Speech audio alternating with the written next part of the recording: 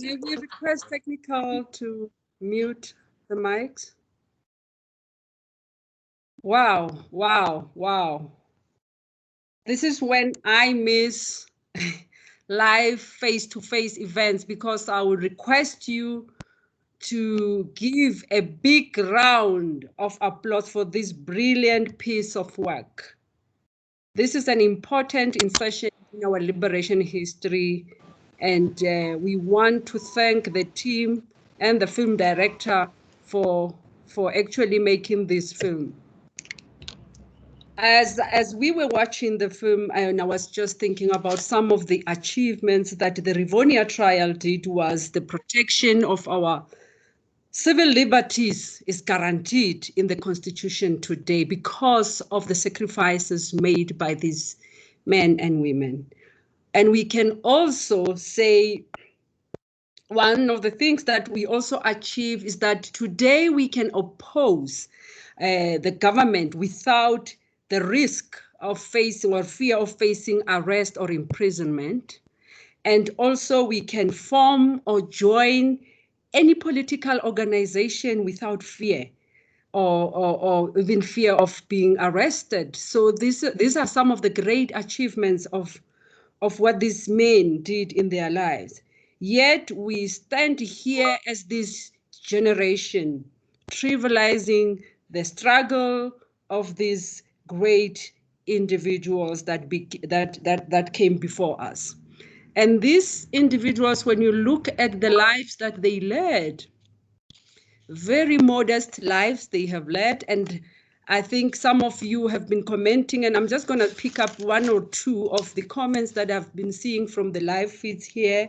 Rakhadi says the humiliation of apartheid system is the worst aspect of oppression. Lindy Wenkwe says this is so emotional, it must be taught at primary schools. Our children need to learn and understand this important part of our history. Desi Naidu says such character, fortitude, selflessness, and principle. And many other comments that you can see on the live feed there. Someone said the love, I just love the human side of this account. And without wasting any more of your time, and actually spoiling your thoughts by commenting, I would call upon Sir Nick Stadlen, the film director who's in our midst, to provide a short commentary. And prior to him speaking, I'm going to read his short bio. Nick was president of the Cambridge Union, founder of the British-Irish Association in 1972, which organized conferences where leaders of the Northern Ireland republics and loyalists, Irish and UK ministers and civil servants could meet to discuss ways to achieve peace. First in order of merit in the bar exams, a QC Barrister of the Year in 2006 for leading the successful defense of the Bank of England in the BCCI litigation, the chair of the Volunteer Reading Help, chair of the Bar Caribbean Pro Bono Committee to arrange for young British barristers to assist pro bono in capital murder cases, the interviewer in Brief Encounters, a series of podcast interviews with political figures around the world in 2006 and 2007 for the Guardian newspaper. He was also the English High Court judge between 2007 and 2013.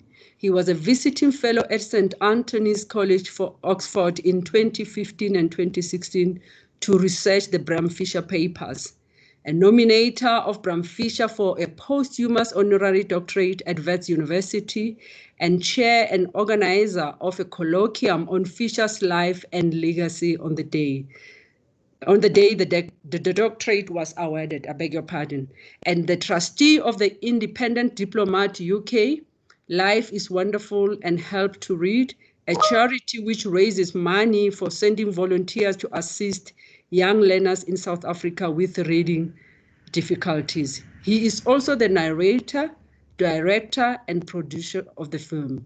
We are very fortunate and privileged to have you amongst us today, Nick. Thank you.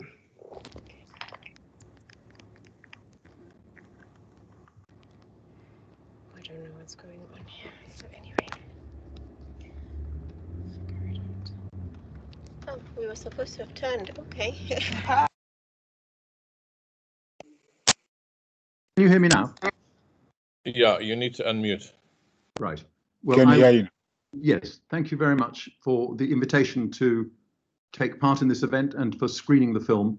And can I say that the privilege is entirely mine for being able to have been blessed with the opportunity of creating this this archive of these incredibly brave men. It goes back to when I was 17 and I was a busboy in a restaurant in New York City when Martin Luther King was killed in 1968. And I just instinctively got on a Greyhound bus and went down to Memphis and stood in a vigil for Martin Luther King. And as I hitchhiked to Atlanta, I was encountered by a young man who gave me a lift, and after half an hour, he picked a gun out of his glove compartment and started waving it around and said that this was for any N-word loving outside agitator that he came across. And in the back of the car, I had put down my banner saying Atlanta when I was hitchhiking, and it was the reverse of a banner I'd held at this vigil saying Honor Martin Luther King. And it was an introduction at a very young age to the vicious cruelty of racism, and it's been a slow burn.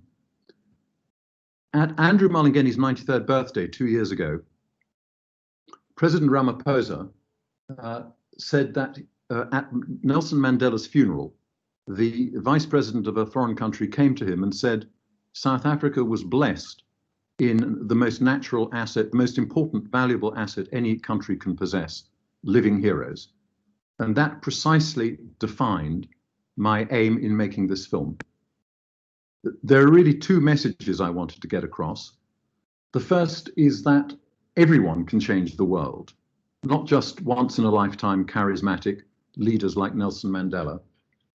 The courage of the infantryman is just as great as the courage of the leader if they share the same and face the same dangers.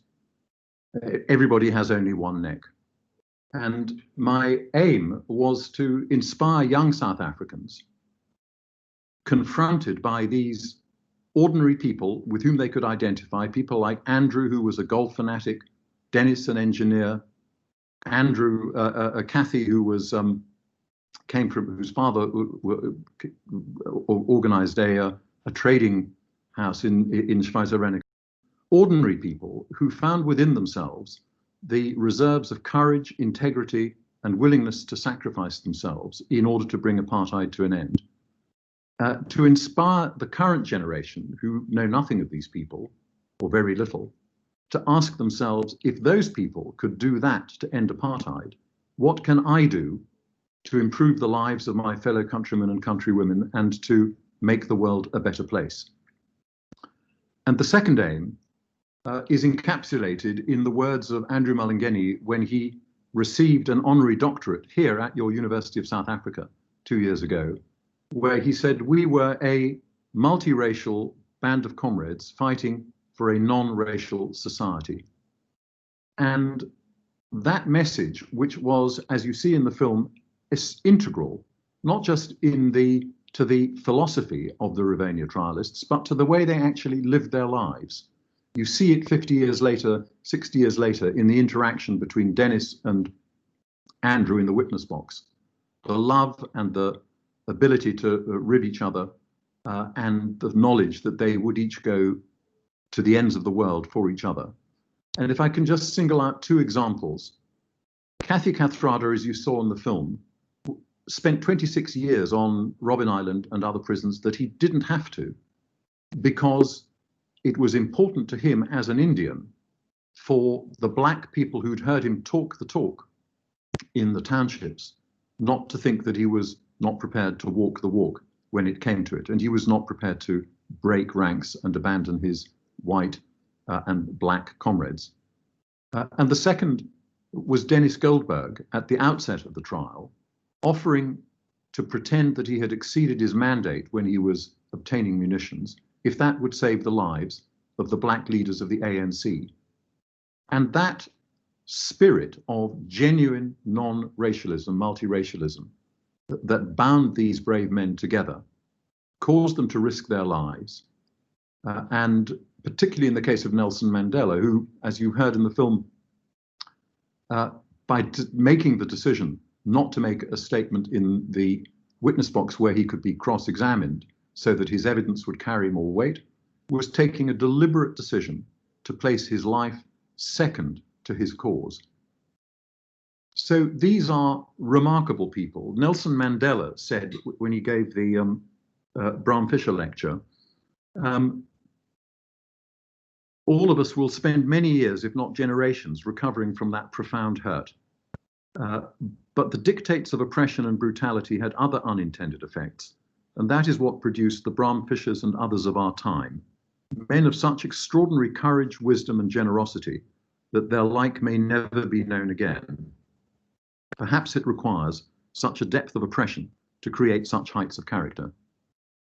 Now that these great heroes have fallen, and there is now only Dennis Cooney surviving of the lawyers and none of the defendants, the power and potential of their legacy and for them to act as role models, in my view, is limitless and very tight in the current situation in South Africa. When I did the interviews in 2014, there was already beginning deep-seated disillusion among young black South Africans, particularly in the townships, that the pace of change was too slow and that there was too much corruption, and they associated politics with corruption.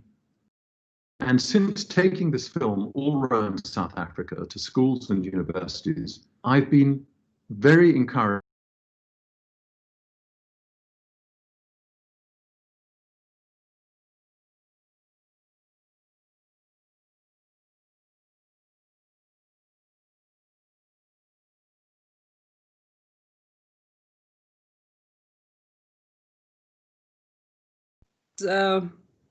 network on the other side.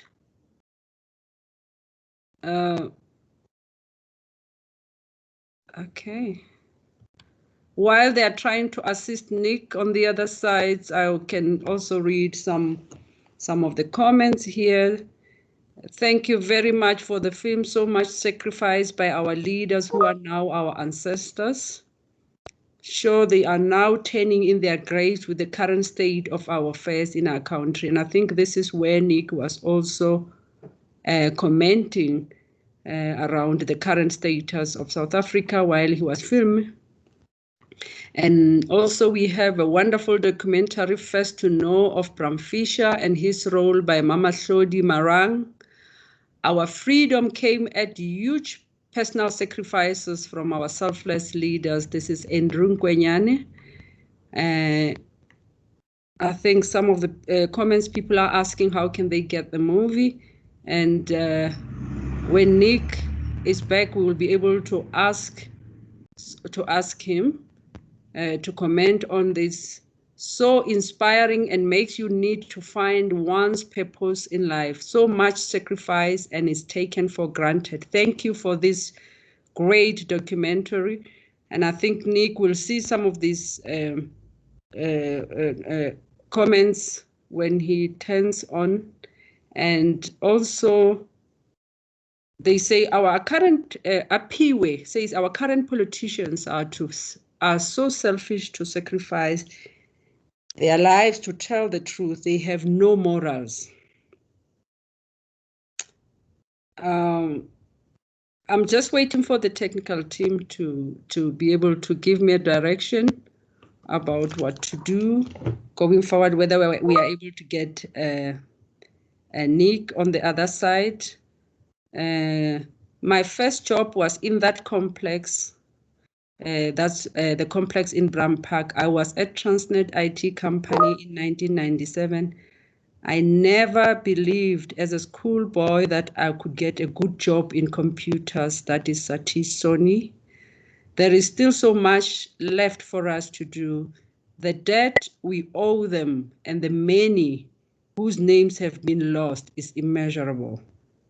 And I think we can think of so many names that we have forgotten. One of the longest serving member person, a liberation fighter on at the Rivonia trial. At Robben Islands, I beg your pardon, is also Jafta Masemola, who was a PAC activist as well. And I think those names are being forgotten as we go along with this new South Africa. The price paid for our freedom is just too high to be taken lightly as we are currently doing. I am tempted to pontificate, but I always see more faults on my side when I think hard about my own contribution in advancing ideals of freedom. This is Sobahle.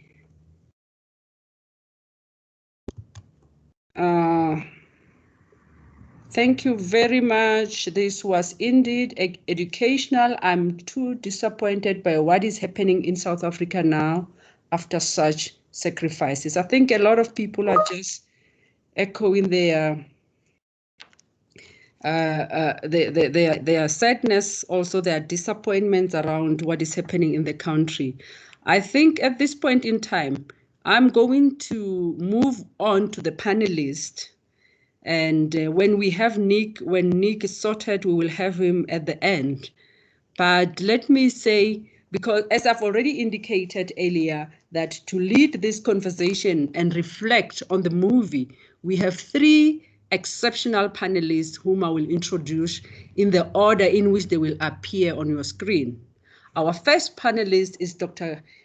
Geraldine Fraser-Moleketi.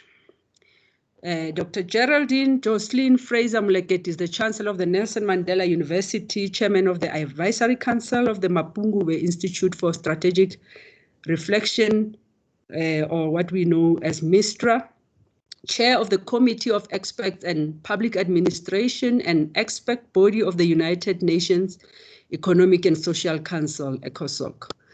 A lead independent director of Exaro, non-executive board member of Standard Bank Group and Standard Bank South Africa, chairman designate of the Tiger Brands Group.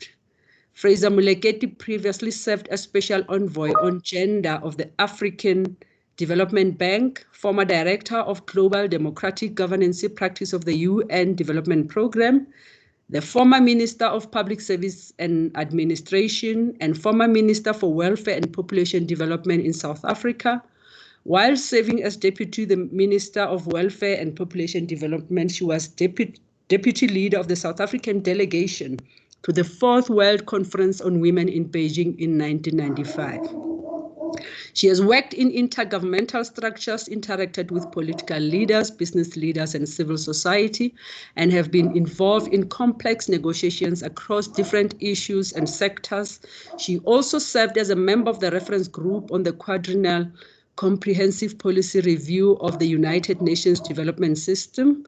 Some of Geraldine's early achievements include working on the African National Congress for its first democratic elections in 1994 as National Deputy Elections Coordinator of the ANC. She was elected to South Africa's first democratic parliament in April 1994 and served in 3 consecutive parliaments until her resignation in September 2008. Geraldine serves on various boards across academia, government, and development organizations on issues including youth, women empowerment, capacity development and education, governance and poverty eradication. She is a fellow of the Institute of Politics, Kennedy School of Government at Harvard University, and has completed a leading organizational change course at Wharton Business School at the University of Pennsylvania. Geraldine holds a master's degree in administration from the University of Pretoria, South Africa, and has received several awards, including the O.P. Duvedi Public Service Award from the International Association of Schools and Institute of Public Administration, and a special award for outstanding achievement from University of Pretoria School of Public Management and Administration. In 2017, she was awarded a D.Phil honoraria by Nelson Mandela University. Geraldine Fraser-Moleketi was named 2016 New African Woman of the Year, an award made by the London-based magazine New African. Our second panelist is Professor Christi van der Vestaissen.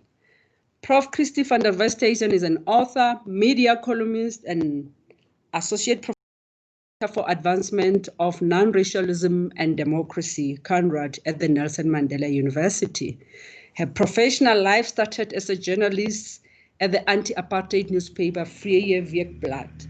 After working as a senior political correspondent in the Democratic Parliament, she moved into research. Her books include White Power and the Rise and Fall of the National Party, published in 2007, and Sitting Pretty, White Afrikaans Women in Post-Apartheid South Africa, published in 2017. She has held fellowships with various universities, including the University of Cape Town, and previously worked as an associate professor of sociology at the University of Pretoria. Her research areas include whiteness, racism, and nationalism in colonial, apartheid, and post-apartheid South Africa. Our last panelist is Mr. Mavuso Msimang. Mavuso Msimang is a BSc graduate of the University of Zambia and holds an MBA from the U.S. International University, San Diego. Mr. Msimang rose to the highest ranks of Umkhonto weSizwe, the military wing of the ANC, and later served as personal assistant to the ANC President Oliver Tambo.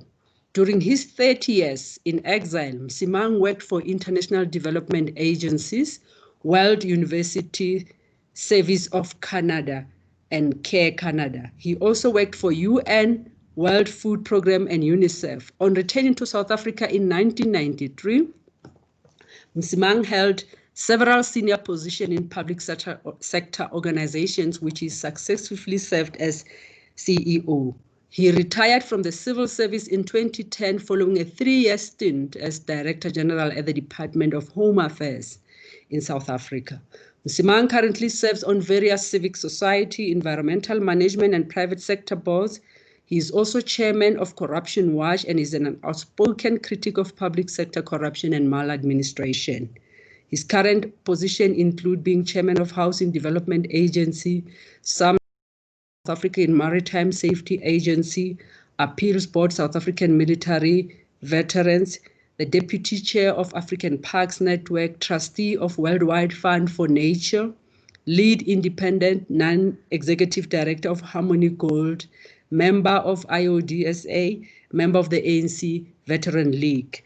And his previous position include the Non-Executive Director for Denel Investment Solutions, Sekela Qabiso Auditing, and the Chairman of Tourism Business Council of South Africa, and the CEO of Oliver and Adelaide Tambo Foundation. And I think these are very able thought leaders in their own right, as I said earlier, and we are going to listen to their intervention at this point in time. Over to you, Dr. Fraser-Moleketi. Thank you. Thank you very much. Some people will have to mute because there's the echo. Thank you. I believe that, like many others, it's appropriate to say that this is a very moving documentary, interesting, it's important, and it brings to fore a number of issues. One issue that stands out quite starkly is, well, the collective number of years, 205 years in prison, and the remarkable leadership team. But I'm going to lift a few issues and I'll talk to it in 3 parts. I also want to project on hope, because I think if you look at revolutionaries and the ilk we've seen, the big issue is also to look at hope for the future, the aluta continua cry that was there. So as various questions and emotions come to mind, the whole issue as well is the importance of a movie, a video documentary of this sort to scholarship. And I would particularly want to make a link to the Thabo Mbeki School, but I'll do that at the end. So let me have a clear reference to the rallying cry that I believe came from the two Rivonia trialists, if I can put it that way. And that was, it was worth it. And there was also the mention of my heart bleeds what is happening today. I think it's important to ponder on this, but also to make a link to what was in a letter from Nelson Mandela on the death of Brian Fisher, when he made a reference to saluting, and I quote, a brave son of Africa, close quotes. So with that brief intro, I would want to put out a challenge, and the challenge is around the theme of withering away of South Africa. And this is obviously styled on the withering away of the state, I assume, a Marxist concept that was coined by Friedrich Engels. But unlike the reference in the film, he referred to the realization of the ideals of socialism, that the social institution of a state will eventually become obsolete and disappear as society will be able to govern itself without the state and its coercive enforcement of the law, close quotes. I don't think that was the intention of the theme of this talk, and I would hence get us to caution against this theme, and I'll come back to why so in a minute. But first, I want to go to a second. That's the title of this movie, Life is Wonderful, Mandela's Unsung Heroes. And here I'd want to say to Sir Nick Stadlen, it was an interesting and is an interesting title. And through that, you clearly brought forward the, as you pointed out in your comments post the screening, you brought forward the other defendants and the lawyers. Because I think we all will recall that Walter Sisulu was the most senior of the Rivonia trialists at the time. He, after all, was the Secretary General of the ANC from 1949 to 1954.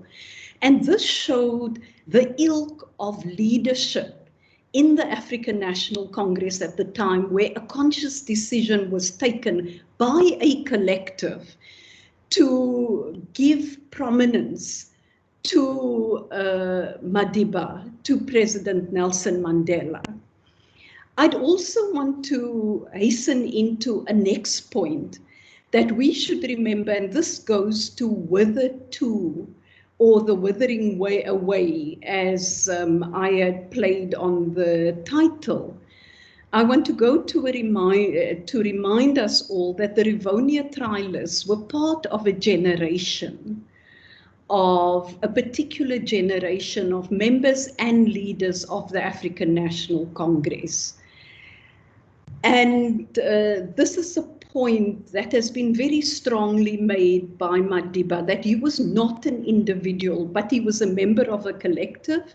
And if I'm not mistaken, there was an article in 1996 where he pointed to this, where he indicated that he did not want the individualization and the burden that was given to him as the individual, but rather that the collective should be seen as would the defendants of the Rivonia trial.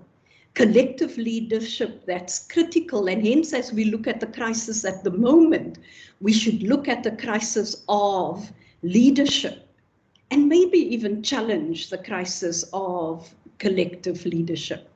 I want to briefly touch on the question of non-racialism, And I want to point to the fact that the whole question of non-racialism was very much part of the foundations and the policies of the movement. It was not simply imbued in an individual, but it was what informed the movement and its leaders, its membership, and hence you had the involvement of the array of leaders and members that we have seen through this video. And this we also heard reflected upon during the doc speech by Nelson Mandela, when he said, and I quote, "But the violence which we chose to adopt was not terrorism. We who formed Umkhonto were all members of the African National Congress and had behind us the ANC tradition of non-violence and negotiation as a means of solving political disputes.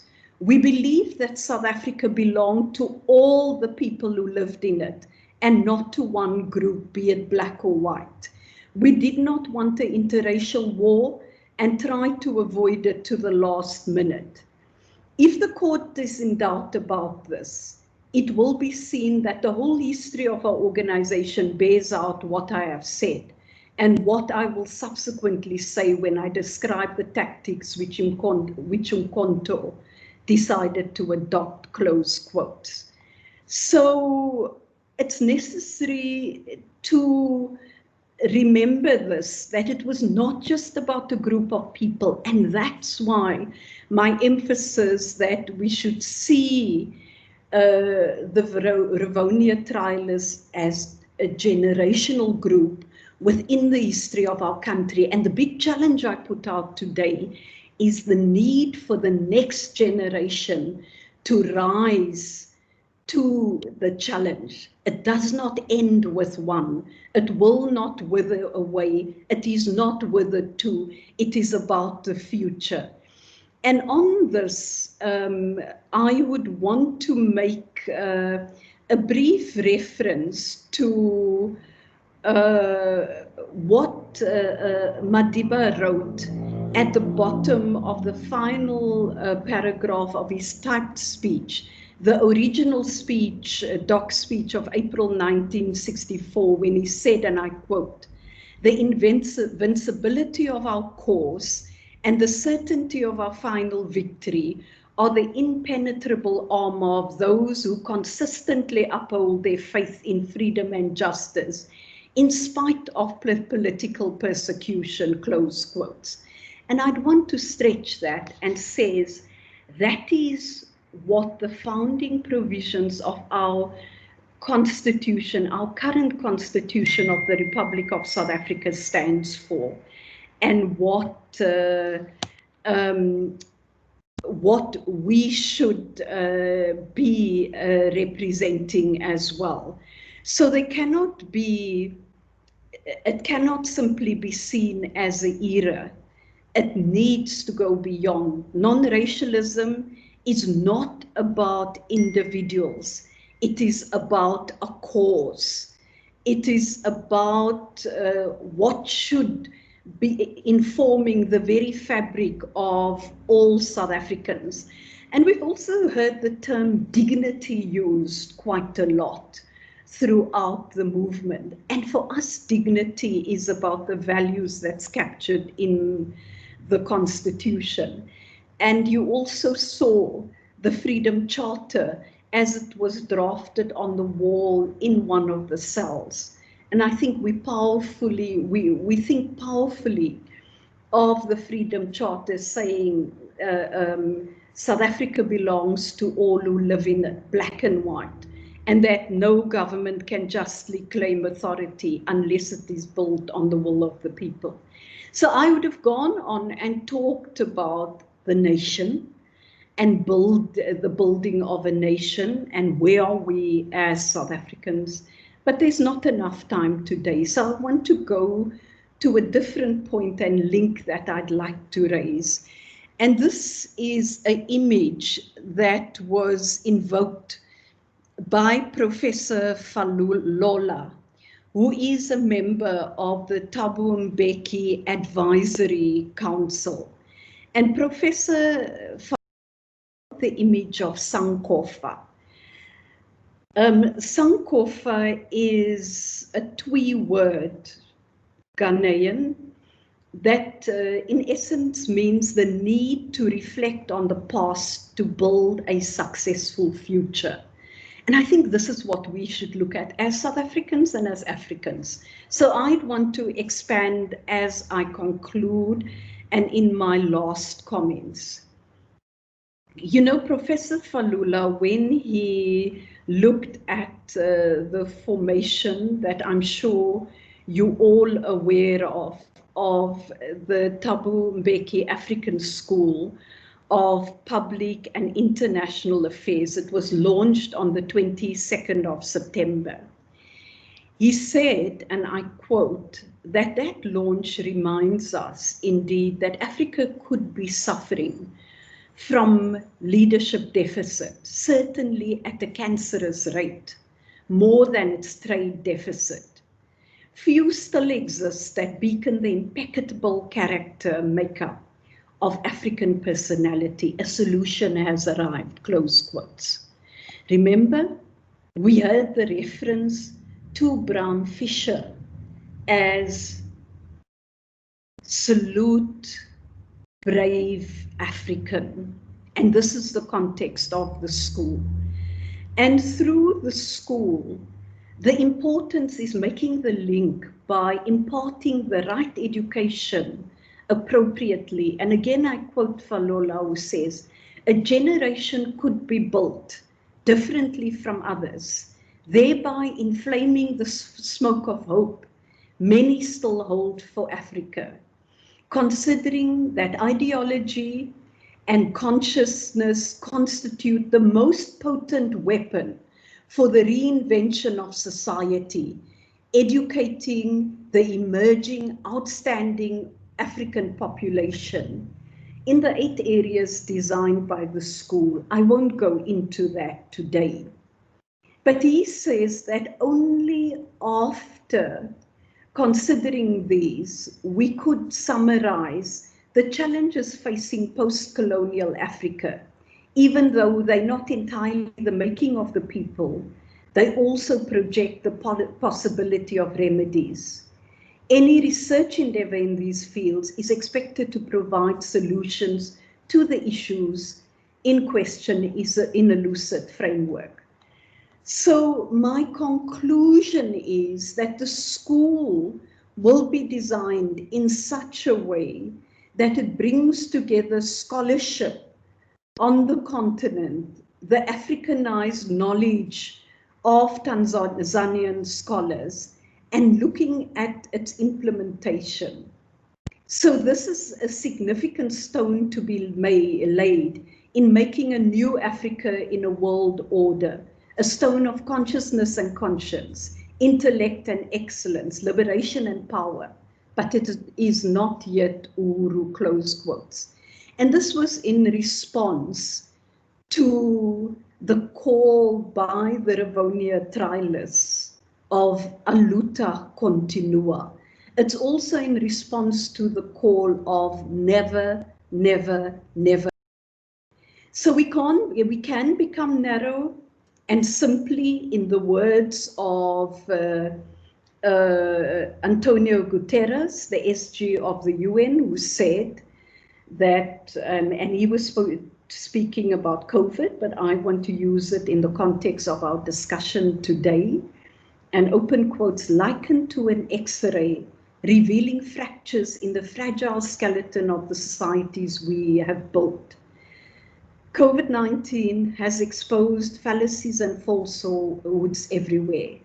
The lie that the free market can deliver healthcare for all, the fiction that unpaid work is not work, the delusion that we live in a post-racist world, the myth that we are all in the same boat, because while we are all floating on the same sea, it is clear that some of us are in super yachts, while others are clinging to the floating debris, close quotes.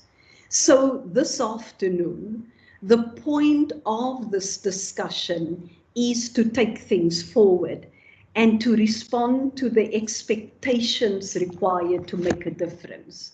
We look back to the past and build on it for the future. I thank you.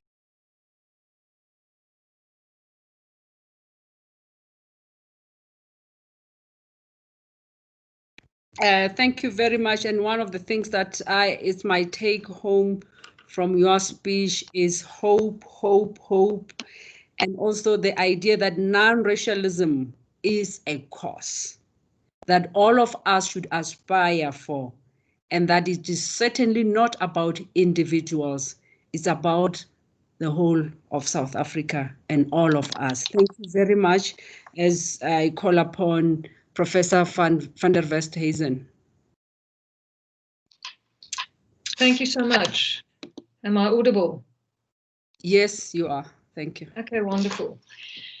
Thank you so much for the invitation to be part of this discussion today and to view this really deeply stirring and quite profound film. And thank you to the director for actually making this, going to the effort and securing these last interviews also with people who have now sadly passed on. So I think it's also from that point of view, from an archival point of view, an extremely important work, and thank you for that. I also want to thank Professor Willenkomo and Professor Paswana for the invitation to be here today. And yeah, let me kick off with a few comments that I have with regards to the film. As you noticed, I'm with the Center for the Advancement of Non-Racialism and Democracy. And I must say that I think that this film makes a very important statement around non-racialism, specifically non-racialism as practice. Unfortunately, we've seen in democratic South Africa that non-racialism has become a bit of a neglected, either a neglected term or a term that's been appropriately hijacked politically by people who think or who are trying to present it as a kind of a color blindness, a politics of color blindness. And I think that this film actually shows us that it's definitely not a politics of color blindness. If we look at, from Dennis Goldberg's offer to take on, all the blame and to, for what the group was accused of, and so that the leaders could go free, to Katrada's also decision against appealing that was mentioned earlier. It seems like he did have grounds to appeal, he decided not to do that because of his position as the only Indian person in the group, and what that would mean from a racial point of view. And of course, we know in South Africa everything is very racialized, so people interpret things also racially. Then, of course, Bram Fischer's decision to go ahead, to go underground because of his conviction that at least one prominent Afrikaner must take a principled position against the evil system of apartheid. And Nelson Mandela saluting him as a brave son of Africa. So for me, these are all signs of how one can use non-racialism as a political practice to actually create solidarities, to create a politics of coming together to overcome. And it's very clear that non-racialism here is not about ignoring race or by pretending race does not exist. Race is a category that's been imposed on us through the system of colonialism and in this country also apartheid. And to ignore it makes it impossible to actually address it and to confront it. So what we see with the practice that was brought to the fore in this film is that one needs to recognize the damaging effects of race, how race tears people apart, and you need to act against it in an active way to undo those racial divisions. So. And of course, it worked very powerfully also then in the whole strategy in the court, the whole way that the apartheid state was approached, and how the court itself and the court proceedings were approached. Then, and it stands also in very stark contrast if we think of the police officer who said to Dennis Goldberg, you will be hanged by one of your own people.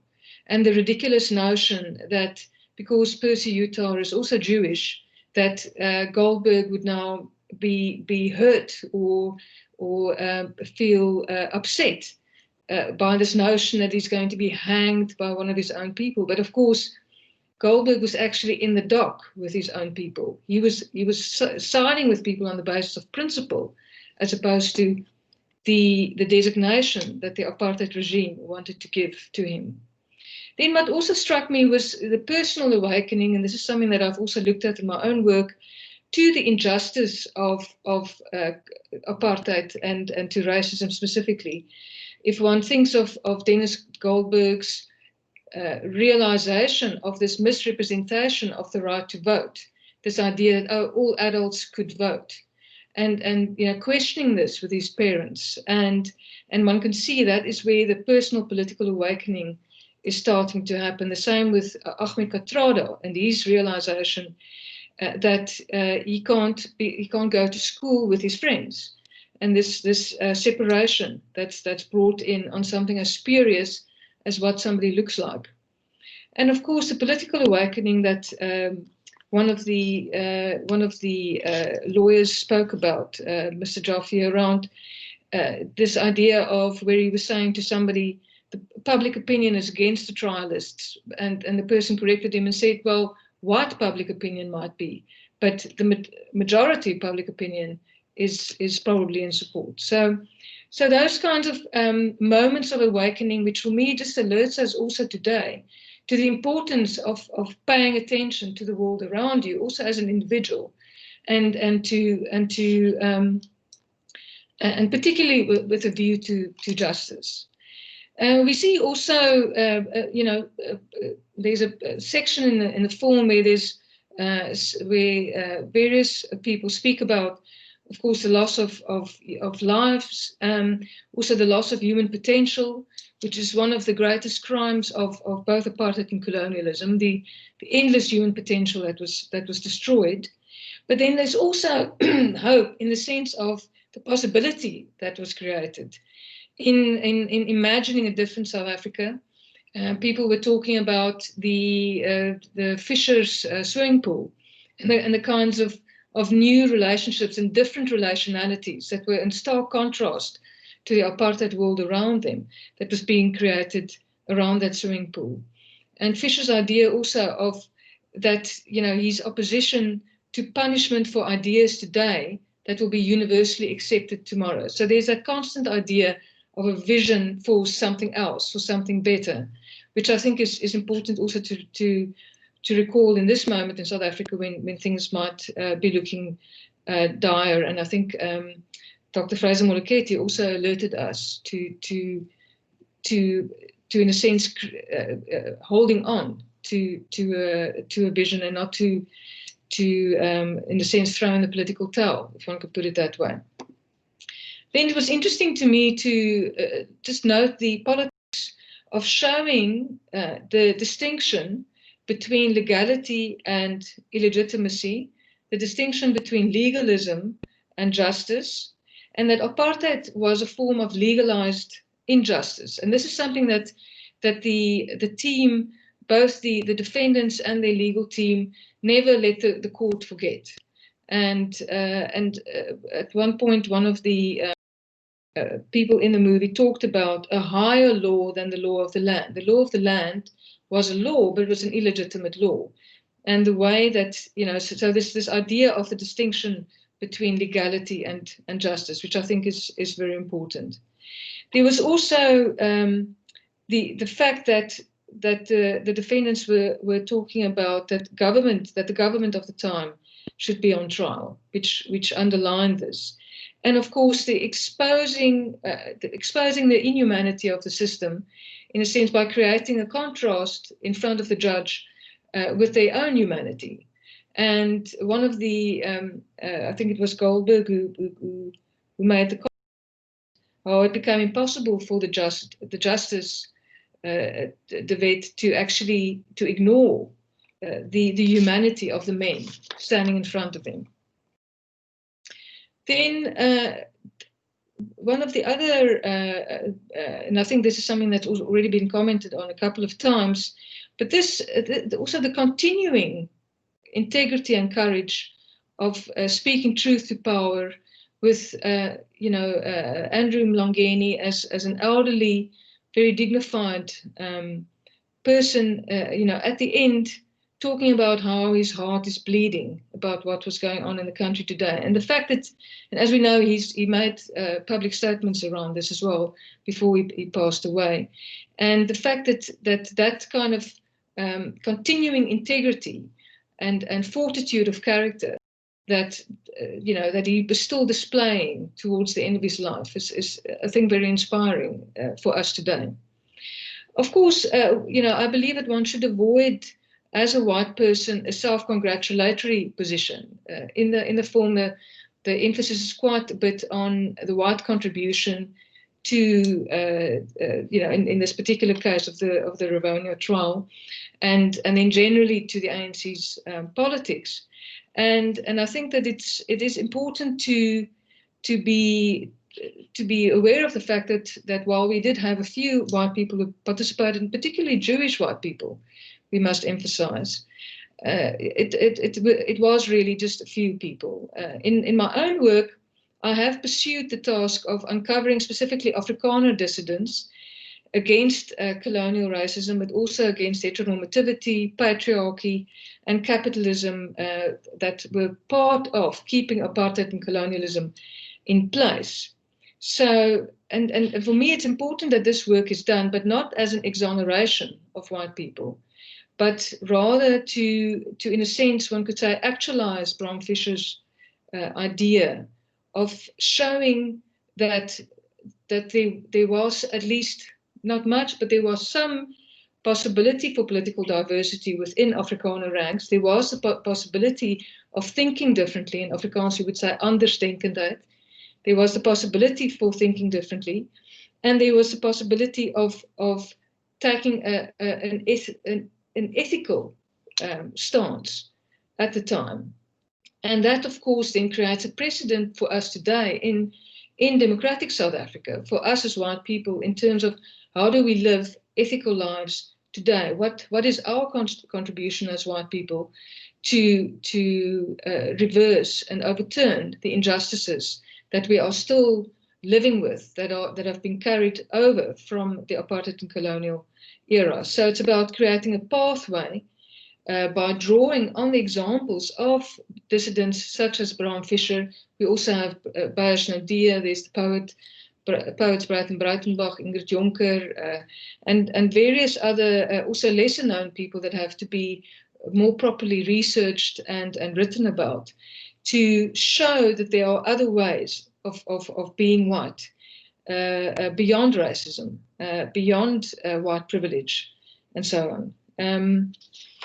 Then I also want to just speak briefly about, as some of the audience members have also reflected on, that the fact that due to various political and economic reasons, South Africa has lost the constitutional vision of dignity, equality, and freedom. I would not say totally, but it does seem as though we've lost focus on this constitutional vision of ours.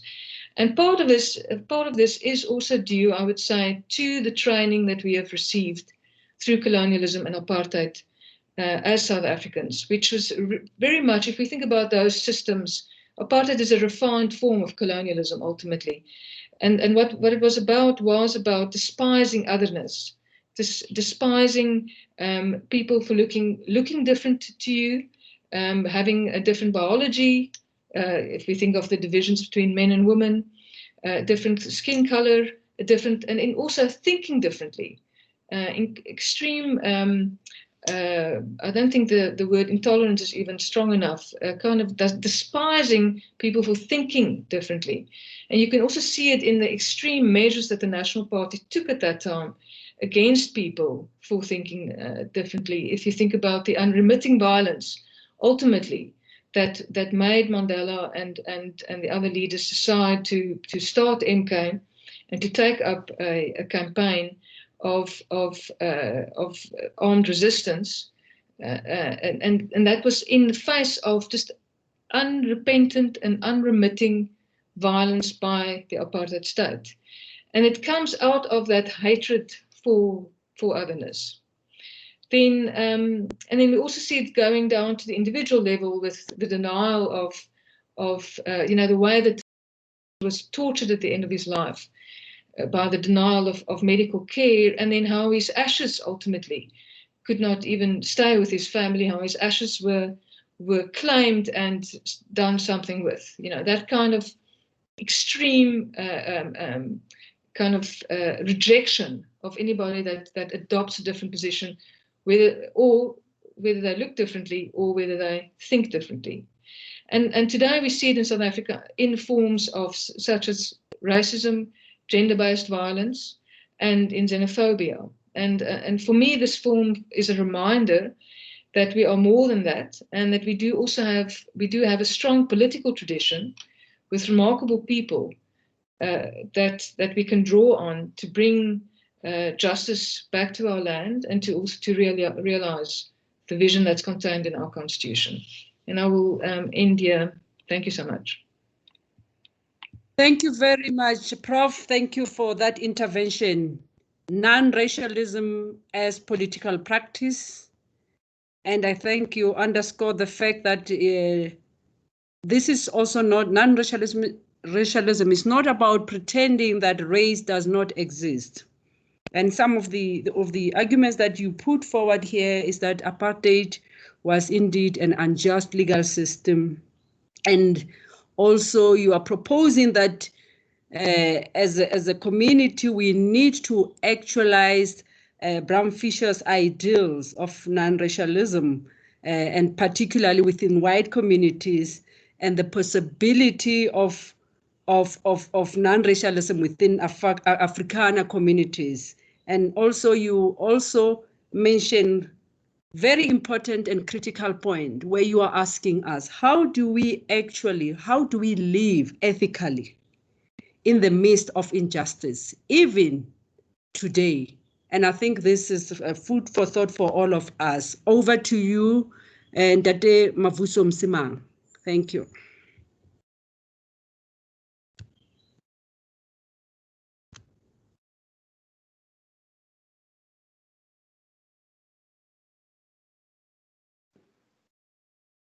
Dade Msimang is muted.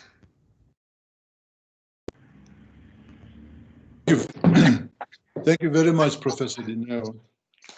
I just wanted to show myself a little bit to prove that I am who I'm claimed to be there, but my network is quite poor, so I will remove the video if it's okay by all. Thank you.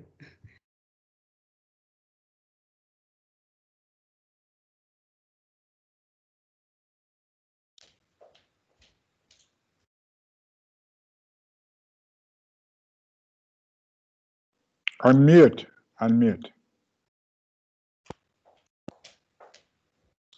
I think somebody is busy muting. Sorry. I started off by saying, if you heard that, I'm sorry, this is eating into my time here, that the death of Andrew Mlangeni in July does indeed formally bring down the curtain on the era of Rivonia trialists. But their legacy, as we all can see from today's presentation, will really live and live for as long as human beings are around.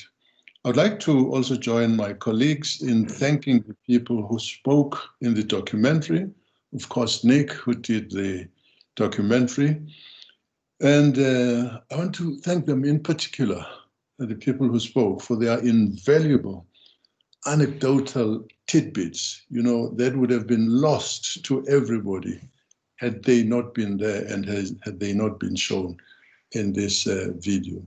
I refer in particular to things like Mandela saying to Bob Happel, "You will not be judged by your past, but what you will do in the future." This is a Bob Happel who's in serious trouble, thinking he is compromised and maybe compromising people, And there is that strength of character and personality and self-confidence on the part of Mandela, who says so profoundly, predicting what we are now witnessing today.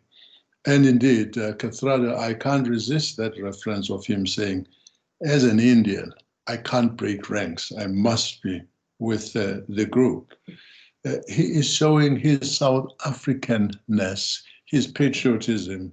It's an extraordinary act of solidarity and self-sacrifice. He knew, I mean, the chances were that had he appealed, he would easily have gotten an acquittal.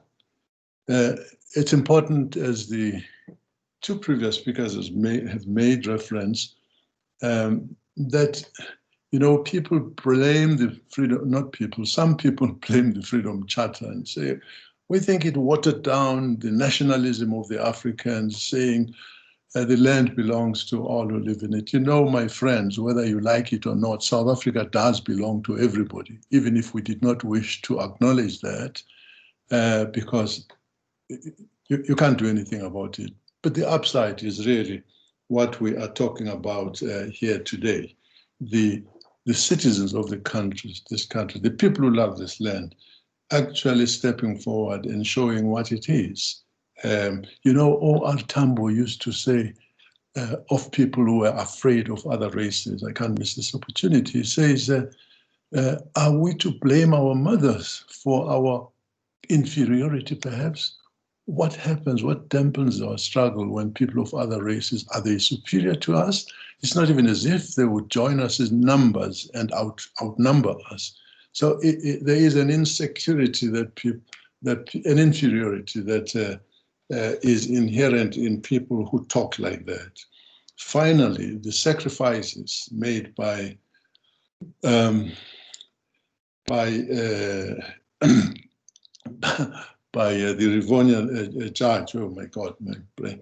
I mean, to be given a broomstick to lean on, to use as a crutch when you have fractured your thigh, and the cruelty of the people who would be saying, these are people of your same ilk, same type, just shows how in humanity what matters most is the character, is the commitment to a cause.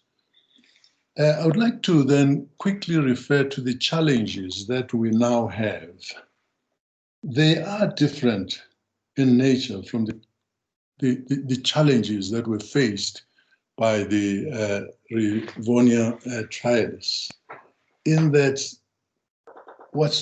we don't require the courage that they needed, the courage so that we could face physical physical threats, to face prison, harassment, banishment, being banned. That kind of courage stood the Rivonia trialists and many others, by the way, of the time. It stood them in good stead, and we have much to emulate from that. But the challenges that we have today are of a different nature. Leadership, it is morality, issues of integrity, ethics, and how we deal all those challenges. If we start with leadership, the manner in which we elect the leaders we have does not really guarantee that we get the best of the crop. On the contrary, actually, factionalism, which is a dominant factor now, has come to take center stage. And it is not a factionalism that is based on ideology, some being more Christian-oriented, socialist-oriented, and that kind of differences that exist within parties. This one is driven by the breakneck rush to the feeding trough. It has to do with the materialism that has developed to the extent that we see the pictures of people not being happy with one car or two, but requiring 35, and all those kinds of things. So money has come to play a major role in the even in the internal ANC election process. It is who collects the most money that might end up being our leader. A materialism that is really new to the organization. I'm talking about internal ANC elections. Those who have been exposed and those who have not been exposed have spent millions, believe you me, of rand trying to be elected to become leaders of our movement. And the identity of the people who provide these funds is always nefarious in interest. You have business, we take money from them. Some are driven by the motive to make choices that are promulgated, that are pursued by the leader-to-be or the ANC, would be pro-business to the disadvantage of the workers, to the disadvantage of the rest of the members of society. You have people who are giving money because they would like to win tenders. And we have coined a name in South Africa that's called tenderpreneurs, increasing the lexicon of the English language. There is a third category, and it's slightly different from just the crookedness of tenderpreneurs, the state capture. The evil of this is that they go after the most influential members of a party. If they get the president, all the better.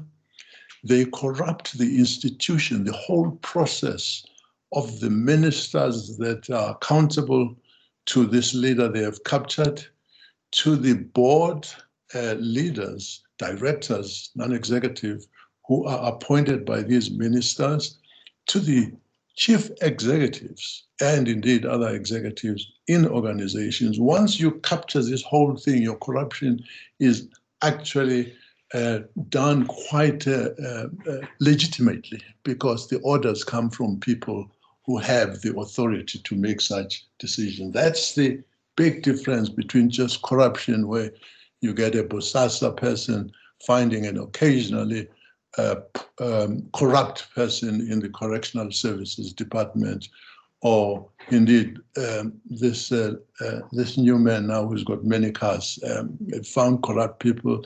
They give them money, and they get tenders. It's all bad. It's not the magnitude, but it's the manner in which the system is eroded. It's corroded. Then we can talk also about the loss of ethics. You know, if you hear a leader of the African National Congress saying, what does it matter if we who are leading this, running this government, also do trade with the state? You know, this is something that would have been unthinkable at the time of the people of Rivonia and the others who survived, who may not have been in Rivonia.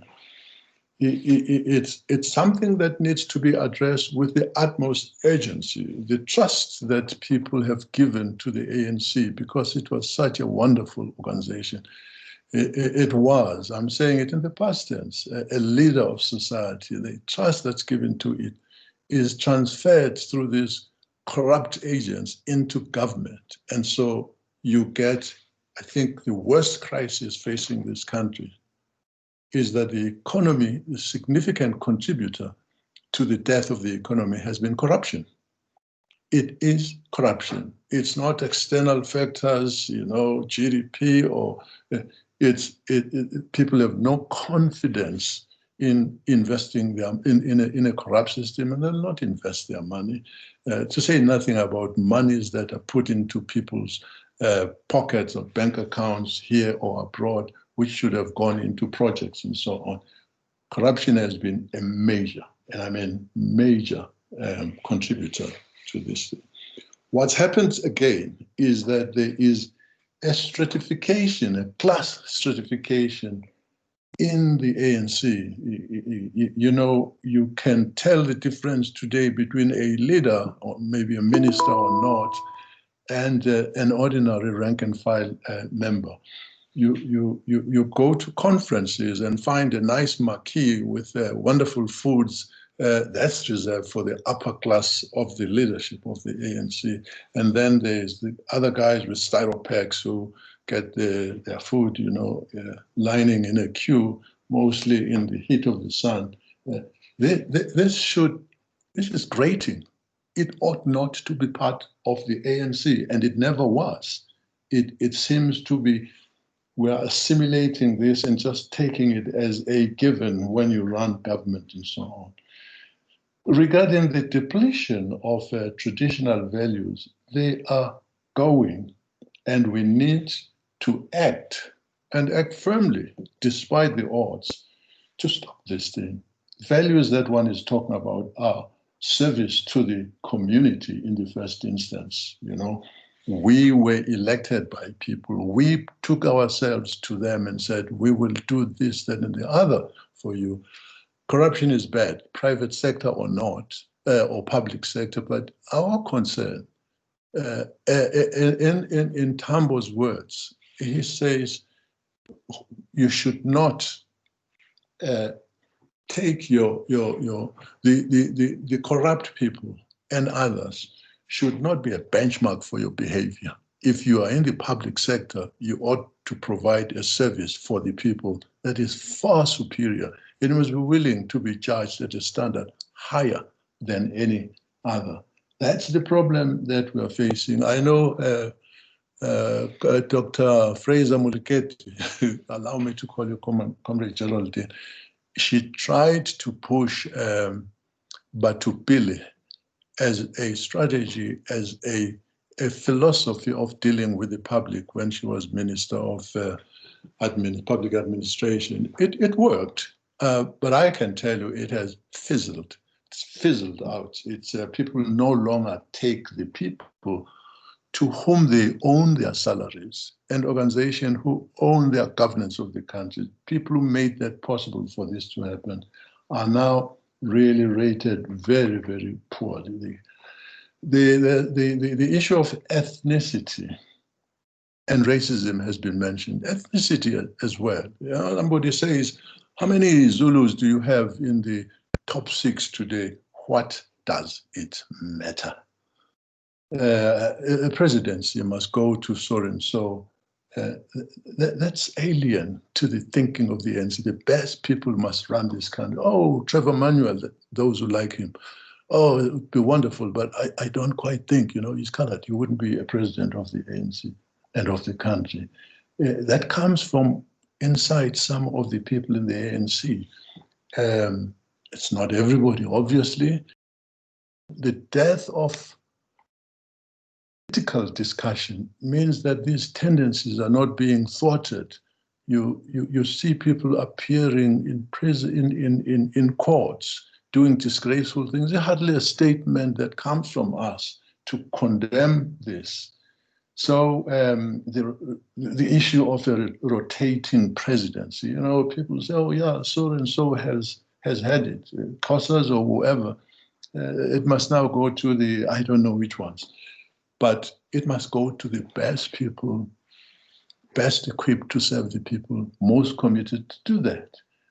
The issue of xenophobia, you know, if we are a leader of society, we should not be driven to act with the herd. I can understand people worried, and it can be proved, by the way, that there are no jobs. You know, if you removed all the foreigners from South Africa today, the rate of unemployment would remain at that high 29%, perhaps at 40 now that it is. So we ought to assist people who are worried, and I can understand if somebody has no job and they see others in a restaurant coming from other countries. But you know, we must remember, as the ANC, the founding people here, there were fathers, unfortunately, there are no mothers there. The founding fathers of this organization had the most Pan-Africanist view of politics. The delegates who attended the 1912 conference came from what's called Botswana, Swaziland, Mozambique, and they were full delegates participating like those who may have come from Joburg and anywhere else. You know, shortly after, as they were about to assume their own independence, countries like Rhodesia, then Zimbabwe, Zambia, formed their own ANCs because ANC meant the liberation struggle, a fight against colonialism. Talk about the destruction of brand value through very narrow-minded xenophobic tendencies. We must also not forget, sorry, talking about brand value, if you listen to Zambia competing with South Africa or anywhere internationally, what do they sing? Nkosi Sikelel Africa. Those are the rhymes. We have Nkosi Sikelel plus the stamp. Tanzania has that kind of tune. Zimbabwe did used to have that. Yes, please wrap up. We are just about to be closing. Thank you. Yes. Thank you. I thought I've spoken more than the others. Anyway, so I just think that we do need to think about what the other people did, the Rivonia and those who came before us, and emulate them. Thank you very much. Thank you very much for your interventions. It was quite a mouthful. Extraordinary act of solidarity. You actually emphasized that, and also your talk was more about the leadership of that time, which was based on morality and integrity, as opposed to the leadership that we see today, which is driven by materialism and loss of ethics within the movement, the ANC, where people see nothing wrong in doing business with government. And I think we had a good and excellent caliber of speakers from all of the three panelists that we have, and we will remember that we were supposed to have finished 30 minutes ago, but I think the discussion has been quite great and it has been pulling us to go even beyond. And we still had Nick, who was waiting to finalize his comments. And I'm looking at the time now. We are just about to close. As Nick is doing these final comments in the 2 minutes that we have, I'm going to ask our panelists to go to the discussions, the charts, and try to respond to the questions that I see there. And one of the questions that was asked is, how can we buy or get the movie, which will need unique? And then also to Tsepo, which is the availability of the link to participants. How will they get the link? And then also a question on how we move forward in terms of the value that these amazing ethical leaders created. So I think those are some of the questions, and I think there's a question that I saw around SOEs, but I'm going to request Dr. Msimang, Dr. Fraser-Moleketi, Professor van der Westhuizen, to just take their time as Nick is speaking to close, to comment on some of the questions that people have been asking. You can just say at Tenjiwe if Tenjiwe is the person asking the question. Thank you, Nick. I'm going to give you 2 minutes to wrap up. We don't have time. We're running out of time. Thank you, Nick. Over to you. Thank you. Thank you very much. I'm sorry that I was disconnected before I could finish my opening remarks. The fact that after 8 years of Obama, we have a president of the United States who refuses to renounce white supremacy shows that good things don't go on forever without a struggle. And the fact that we have the heroes in this film, black, white, Indian, who were people of such integrity and prepared to sacrifice their lives for a cause of equality, freedom, and justice, does not mean that that necessarily goes on forever. And we now have a world in South Africa where there is corruption. And when I filmed Andrew Mulligan getting his honorary doctorate at your university, the University of South Africa, 2 years ago, he said, we didn't spend 26 years in prison so that public officials could take bribes, and corruption must be stamped out ruthlessly. And we now have, as recently as COVID, people stealing public money that's supposed to go for the drugs and the equipment on COVID. The purpose of this film and the strength of the stories that emerge from this film is that children, when they are born, are not racist. And young people, when they're at school and university, are idealistic, and they want role models. They crave role models. The Ministry of Basic Education has agreed to show this film to all 6,500 schools in the country. That is 1 million learners in a year. And that's what we're raising money for. We want to raise money to enable that to be done efficiently and effectively. And anybody who wishes either to donate or to support us in finding ways of technologically making the film available in rural schools and so on, please do get in touch with the email that is on the invitation. But in my view, the future of South Africa, the single biggest asset it has, is the one identified to President Ramaphosa in that conversation I mentioned. It is having heroes. They may now be dead heroes rather than living heroes, but heroes they are. They're not people who put their... Andrew, Kathy and Dennis lived modestly and moderately when they came out of prison. They didn't cash in on their proximity to power. They lived and they continued la luta continua. In their mind, there was no tension between the need to accelerate the process of economic transformation and ending racial discrimination on the one hand, and the absolute essential to maintain a non-racial approach and above all respect for the rule of law, which was one of the things that united Mandela and Bram Fischer. When Bram Fischer broke the law, the unjust law, and went underground, he made sure that he was in credit with the taxman. When Mandela was president, he tendered himself for cross-examination in the Constitutional Court in a case where someone took the government to court, and he honoured the decision against him.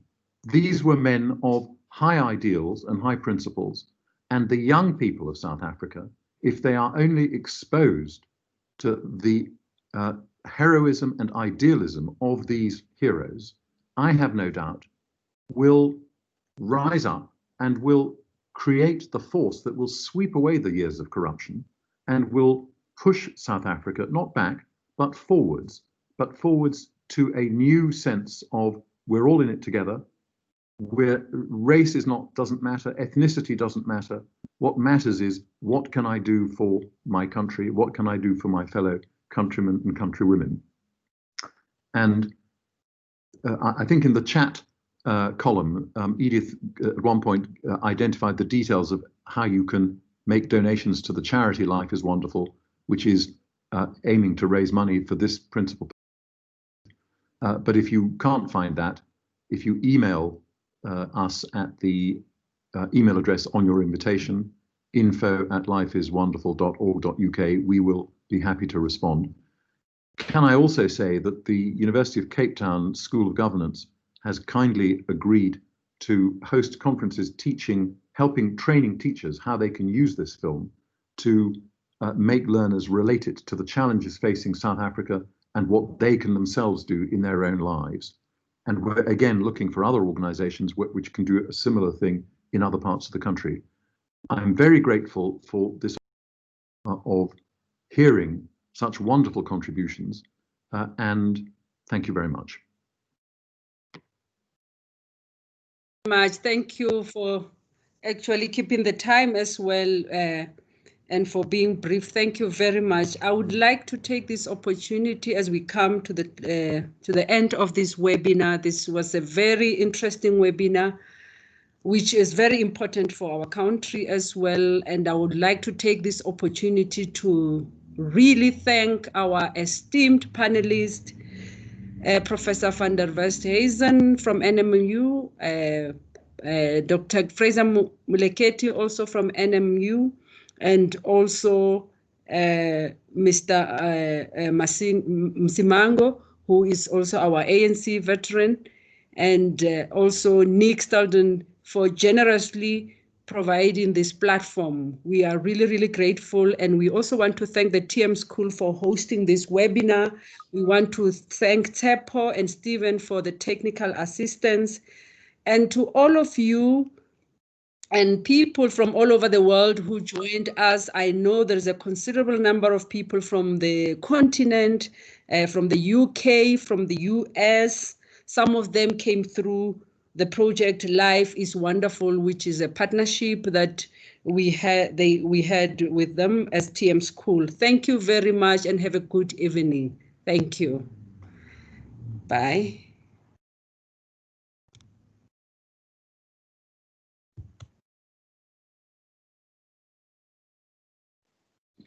Thank you.